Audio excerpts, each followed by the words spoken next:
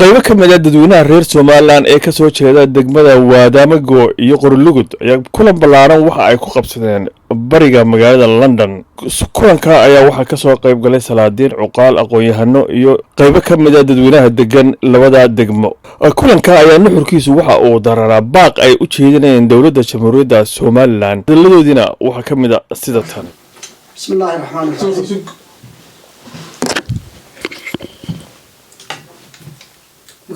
هلا صاحبي صاحبي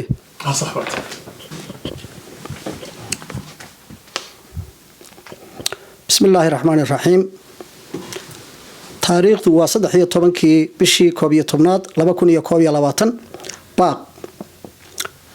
كسعطة مدحوينها جمهورية سوماليلاند كسعطة قلياش قرنكا كسعطة وسيرك أرمها جذها كسعطة وسيرك الدين تي أوقافته كسعطة علماء صلادين تا يوحجرة كسوماليلاند كذب شر لبع شو أسعوني قرب شوكته كسوتشيده deegaamada degmooyinka Wadaamago iyo Qorlugud ee ku nool ariga Ingiriiska kana wakiila qurbajooga kale ee ka soo jeeda degmooyinka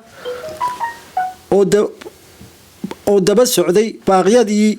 qaylo dhalaanta ahaa ee ka soo baxay waxgaradka degmooyinka kor ku xusan 1 iyo 6 November 2021 ee ku saabsanaa arrimahan hoos ku xusan كو deegaamayn ay timaweyntu ka wadaan dhul daaqsimeedka deegaanka laba go'aankii 2016 ee wasaaradda diinta iyo awqaaftu ku go'aamisay inaan xarun timaweyn laga dhisi karin degmada Wadaamago oo ay timaweyntu jabisay saddex in xarun timaweyn oo aan dadka deegaanku ogolayn si qasab ah loogu dhisayo iyadoo la adeegsanayo ciidamada qaranka afar in dadkii dareenka diidmada ah ka muujiyay iyagoo difaacanaya deegaankooda si waxashnimo ah xabsiyada loogu guray walina cabrin weyn lagu hayo haddaba annagoo eegayna saameynta ay ku yeelan karaan deegaanka iyo nabadgelyada guud ee Jamhuuriyadda Somaliland oo dhan waxaanu ku talinaynaa arrimahan hoos ku xusan kow in la ilaaliyo go'aankii wasaaradda diinta iyo awqaaftu hore uga soo saartay inaan xarun timaweyn laga dhisin degmada Wadaamago arrin nabadgelyo xumo darteed laba in aan ciidamada nabadgelyada loo adeegsan caburinta dadka shacabka ah iyadoo la garab siinayo urur hubaysan saddex in sida ugu dhaqsaha badan leh loo dumiyo xarunta timaweynta ee sida qasabka ah looga dhisayo degmada Wadaamago afar in haddii timaweyn wada noolaashihii nabadda diiday ay deegaanka iskaga guuraan sida ugu dhaqsaha badan shan in haddii mas'uuliyiinta baaqani ku socda aanay si degdeg ah wax uga qaban arrimaha kor ku xusan ay qaadi doonaan iyagu mas'uuliyadda wixii nabadgelyo darro ee ka yimaada arrintaas lix waxaanu u soo jeedinaynaa dadka deegaanka ah in haddii la iska dhigatiro baaqyada la soo jeediyay oo waxba laga qaban waayo aanu gudo iyo dibadba diyaar u nahay inaanu iska rarno timaweyn diyaarna u nahay difaacidda deegaankayga wabillahi tawfiiq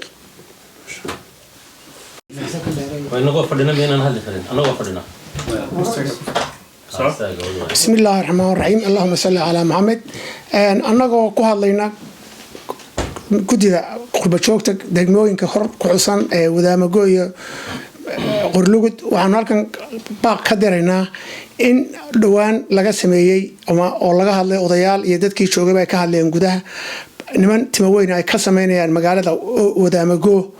wax la yiraahdo xarun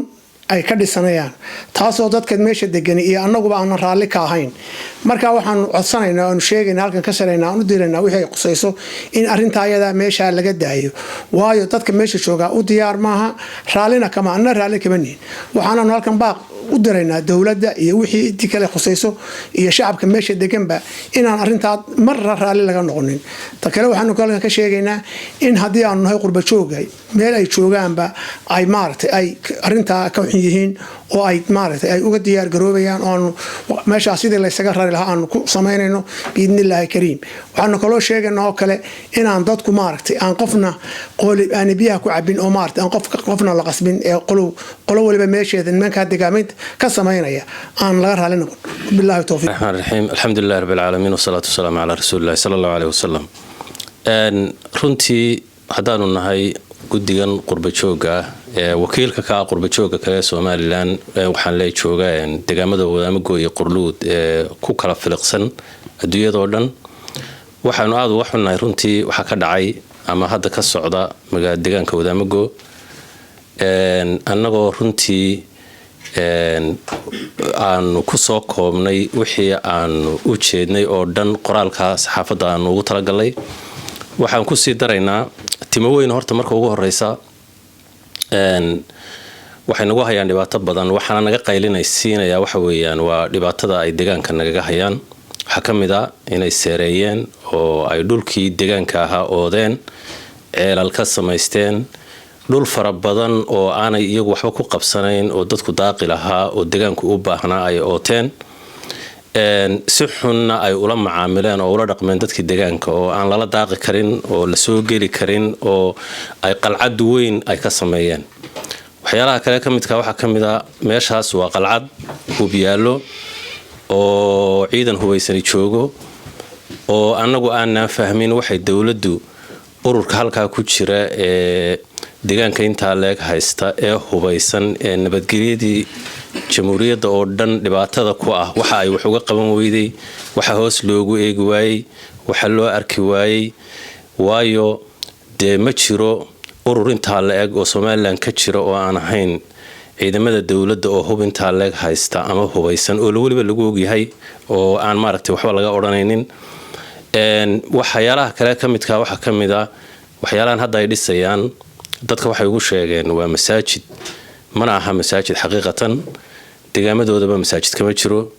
waxa weeyaan waa qalcad ay doonayaan inay ku soo dhawaadaan magaalada dabadeetana ay isku xidhaan bari iyo galbeed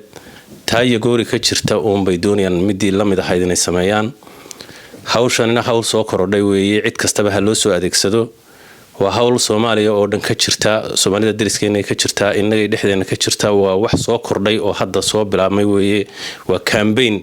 la sameeyay anagu sidaan u aragno ama aan markaanu baadhid badan ku sameeynay aan ogaanay arintaas waxay nagu tahay dhibaato weyn waxa kale oo kamid ah waxyaalaha aan u diidanahay timo weyn hadday doonayso inay nala tukato masaajidda magaalada ku yaal 5 masaajid baa Wadaamago ku yaal hadday doonayaan in ay bulshada ka mid noqdaan wax way ka dhigi karaan way iman karaan laakiin ma aha dad yani dadka deegaanka u yaqaan inay magaranaysaay la noolaan karaan inay ku dhex jiri karaan inay magaranaysaay wax ka baran karaan xitaa ragga culimada ah ee masaajidada jooga inay xilliyada salaadaha iyo iman karaan ma aha waa niman iyagu u gooni ah waxoodu waa dad magaranaysaay hadafyo kale leh oo aanan anagu ogeyn oo meel kale laga sabood gareeyo sida aawadeed maba aha intaas bay deganayaan halka wax macaamili dadka kala ma dhaxeeyo waxba uma qabtaan dadka madax xitaa kama aha dadka deegaanku wax allaale wax meesha ka dhex socda anagu ma ogin dawladda lafteedu wax laga yaabaa inaanay haday og tahayna ay u bareerayso marka anagu waxyaalaha soo dhibaato ah runtii naga dhaxaysta waxa kale oo jira dad badan oo aanan garanayn oo xilliyo badan yimaada oo meelo kala fogfog oo Soomaaliya ka yimaada oo deegaano kale ka yimaada oo waxay meesha ka qabanayaan aanan ogeyn baa jira oo fara badan marka sida aawadeed waxyaalaha soo dhibaato ah baanu ka cabanaynaa oo waxa naga qaylisinaya ay yihiin waxaan codsanaynaa waxaan markaa doonaynay inaanu la kaashano dawladda Soomaaliland iyo wasaaradda arrimaha gudaha iyo ciidanka qaranka laakiin nasiib daro ciidankii Soomaaliland iyo ciidankii aanu magaranaysaay deegaankan waa la yaqaan Wadaamago xilliyadii dagaalada waxyaalihii dhibaato soo maray inta agoon joogta inta mashaakil ka dhex jirta waxaas oo dhan oo jira ayaa haddana dadkii agoonta ahaa ee abayaashood la dilay walaaladood la laayay ayaa haddana iminka ciidankii qaranku ay maalin walba hortayada iyadoo weliba dadku wada arkayaan ayay dumarkii xidhxidhayaan oo caruurtii caburinayaan oo gawaadhi qabaalaahoo ay imanayaan oo meeshii kormeerayaan oo layidhi qofkii hadlo waxaweye waa xadhig oo caburin noocaasi ay ka dhex socotaa marka dee arrintaasna arrin loo dulqaadan karo ma aha runtii deegaanku waa deegaan ku suntanaa inuu yahay deegaan dee jamhuuriyadda somalilan meelihii laga xoreeyey ama magaranaysaayay aad iyo aad be maaragtay ugu suntanaa ma nihiin annagu dad somalilan dhibaato ku haya ama kasoo horjeeda ama had iyo goor jecel inaanu dhaleecayno marka laakiin dee dhibaatadaas ma aanan qaadanin waxa wasaaradda arrimaha guduhu arrintaa u samaysay runtii waxaanu kale oo aada uga xunnahay inay odayaashii baaq soo direen oo ay hadleen ilaa iyo haddana weli aan wax jawaaba laga bixin oo weli caburintii socoto oo qalcaddii hubaysnayd ee meeshii laga dhisayay weli ka socoto arrintaasuna waa arrin runtii nasiib darro ah weli wax ficila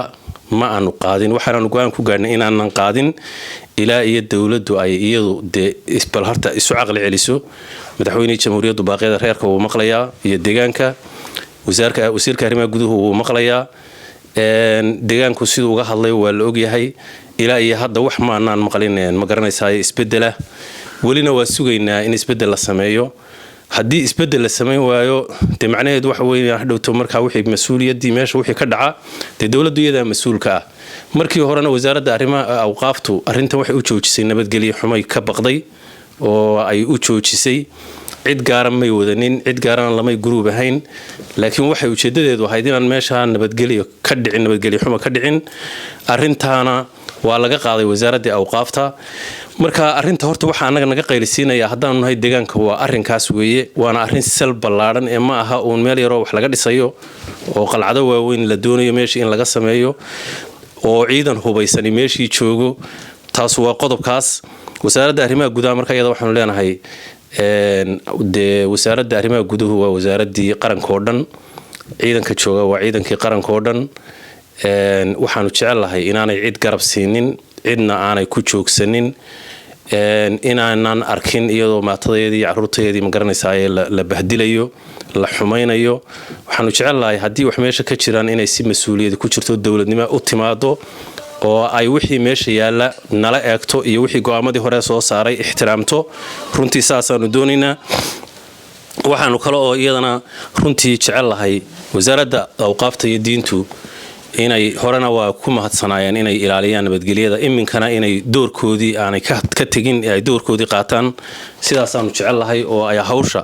qaybtaa iyaga iska leh ay maaragtay soo galaan runtii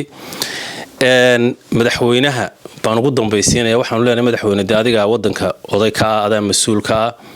wixii kasta ee dhibaato ah ee dhaca adiguunbaa maaragtay dee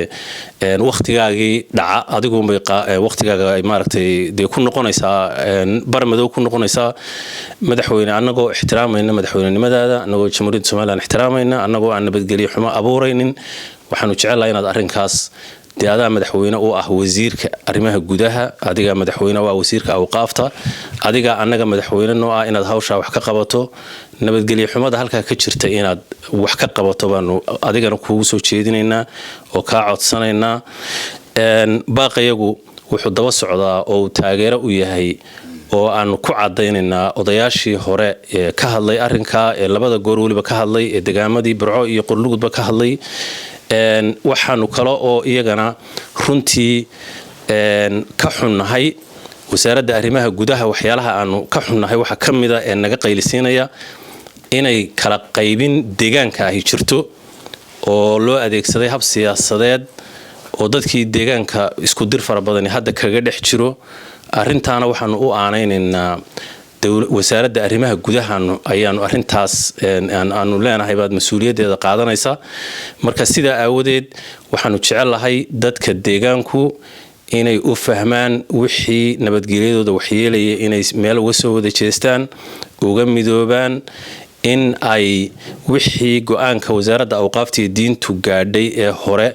iyo sidii nabadgelyada markii horeba gacanta loogu qabtay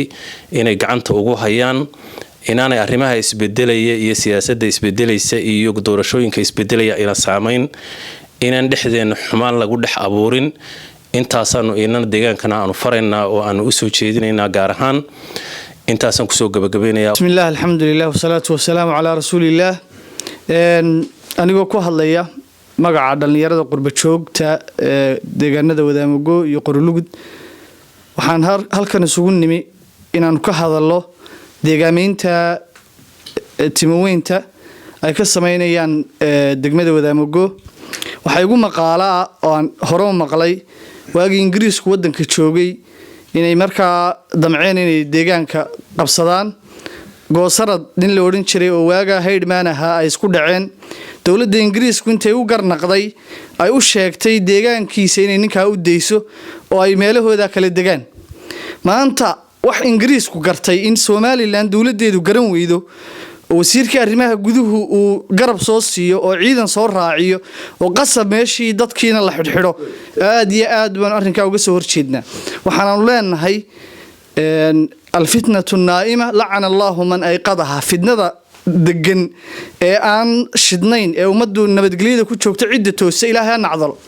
meesha nabad baa ka jirtay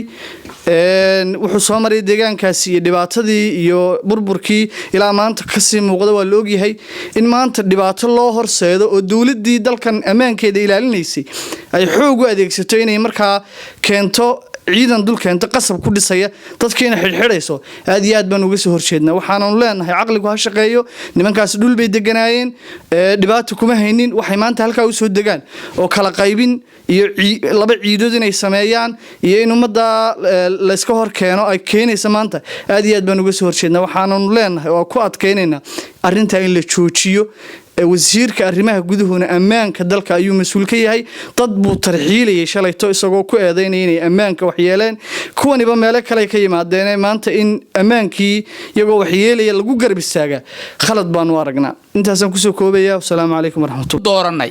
inay dalka wax tarto ama dadka wax tarto inay wax yeelo bal waxaan weydiinaynaa ma wax yeelaan idin dooranay mise wax tar waxaan u aragnaa wax yeelo waxa ay wadaan waayo dalka iyaga ka hor wuu deganaa nabadgelyo ka jirtay wax walba ka jirtay aad iyo aad buu deganaa si walba laakiin iminka waxa ka soo cusboonaaday nabadgelyo daro iyo caburin iyo waxaan loo dul qaadan karin marka waxaanu soo jeedinaynaa arrinka in sida ugu dhaqsaa badan la wixii looga qaban karo looga qabto loona joojiyo mana yeelayno in dalka dhexdiisa maalin walba lagu wareejiyo ciidan la yiraahdo war qof oo juuq ha oranin qof oo meeshan ma mari kartaan xagaa idinoo celiseen hore inuu soconayo nabadgelyo inuu socono dabadda ciidamadu dabadda dadka ka ilaalinayeen marka waxaanu leenahay bal ha lagu noqdo meesha bal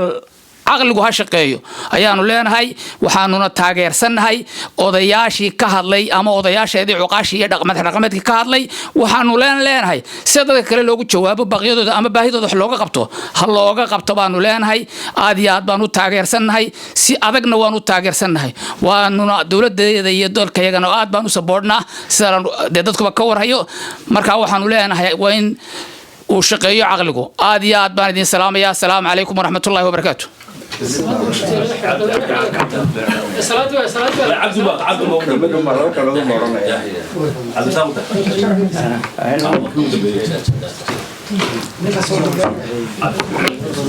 السلام عليكم ورحمة الله وبركاته. شركة مانتا لبدا عشو كسوق بقوي مانتا نحركيسي هرا الله شيغي waxaanu ka nimi qurbaha magaalooyinka ugu badan ee kamitahay UK baan ka wada nimi anigu waxaan ka imi odayaashii ka imi baan ahay Shaafiil waxay ku suntan tahay Somaliland hadii bidikada danaheeda khaaska ah iyo ictiraafadinteeda